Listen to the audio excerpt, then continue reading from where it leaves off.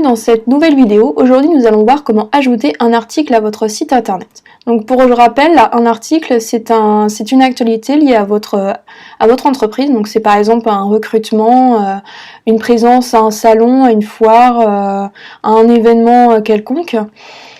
Et donc pour cela en fait c'est pour communiquer à vos clients ou vos internautes des informations que vous souhaitez, qui sont ponctuelles tout simplement, contrairement aux pages. Donc pour ajouter un article, vous cliquez ici sur ajouter, sur le petit bouton, ou ici le petit bouton, ça revient la même chose. Donc vous faites ajouter.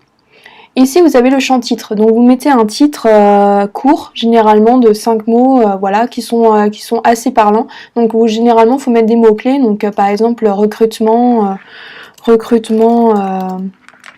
je ne sais pas, ressources humaines, voilà.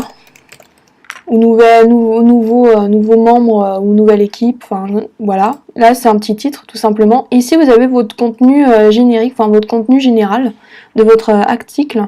Donc comme vous pouvez voir, vous retrouvez exactement les mêmes options que sur Word. Donc vous avez possibilité de faire du texte en gras, italique, de faire une liste à puces ordonnée, numérotée, de faire un bloc citation, etc. Donc là c'est assez court. Pour déployer, vous avez d'autres options. Donc pour déployer, vous cliquez sur ouvrir, fermer la barre d'outils. Donc là voilà, vous avez toutes les options essentielles à la rédaction d'un article. Donc là vous mettez n'importe quoi, vous cliquez, bien sûr il faut que ce soit clair, concis et aéré pour que ce soit plus agréable à lire. Donc voilà, ici vous allez ajouter, pour tout article, en fait, il va falloir ajouter une image mise en avant. Donc c'est une image de couverture qui permettra d'identifier votre article parmi les autres. Donc ça sera assez visuel, tout simplement, c'est que ça soit plus agréable et plus identitaire. Donc une fois que donc pour cela c'est obligatoire forcément, donc vous allez choisir un média, soit sur votre ordinateur en faisant choisir des fichiers ici, soit à partir de la bibliothèque des médias. Je rappelle, la bibliothèque de médias, en fait, ce sont vos images ou vos fichiers qui ont été chargés sur votre site internet. Donc c'est comme le nom l'indique, c'est vraiment une bibliothèque. Donc soit vous sélectionnez une image déjà présente, soit donc comme je vous disais précédemment, vous allez sélectionner via le bureau. Donc vous cliquez sur choisir des fichiers par exemple, et là par exemple ici vous cliquez sur une image qui vous plaît. Donc là, comme vous pouvez voir, elle a été sélectionnée. Donc vous faites définir l'image, vous cliquez sur le bouton juste en bas à droite. Voilà, et comme vous pouvez voir, elle apparaît ici. Donc une fois que vous avez fait le contenu, vous avez deux possibilités, soit de faire publier immédiatement, soit de faire enregistrer le brouillon. Donc il y a différentes manières de faire, soit si vous êtes sûr de vous, vous pouvez faire publier immédiatement, soit vous préférez laisser reposer et revenir plus tard, vous faites enregistrer le brouillon.